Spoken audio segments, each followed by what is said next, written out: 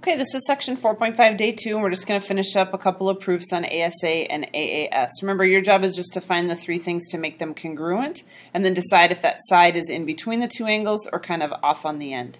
So our first one, we got AB is congruent to DE. So I'm going to mark that. AB is congruent to DE, and the other piece they give me is that those two sides are also parallel. So AB is parallel to ED.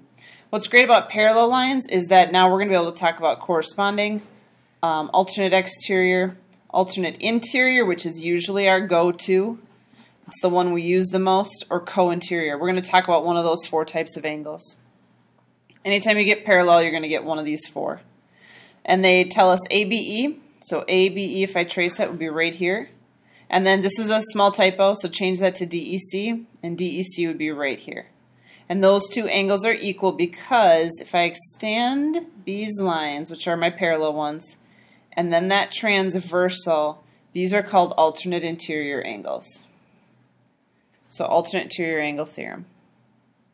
I need one more thing. Right now I've got a side and an angle, and that's not quite enough. I need one more. And remember, I will never tell you vertical angles or a shared side for reflexive, so always be looking for one of those two.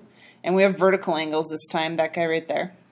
Can't just use one letter to name it, so I'm going to say angle ECD, ECD, right there, is congruent to angle, and I got to make sure I do it in the same direction, so I got to go BCA. And those are vertical angles. And now I know my triangles are congruent, and I just have to pick out what theorem it is. I have three things. I have a side, an angle, and another angle. So I got a side right here, I got an angle here, and an angle here. So your question is just, is the side in between them? Does the side touch both angles, or does it just touch one? And if it only touches one, then it's this theorem, where the S only touches one A. If the S is in between them, then it has to touch both of the angles at one time, and it doesn't. So this is an AAS theorem. Next proof, we'll do one more. I've got KLN is equal to MLN, angle, and that's given.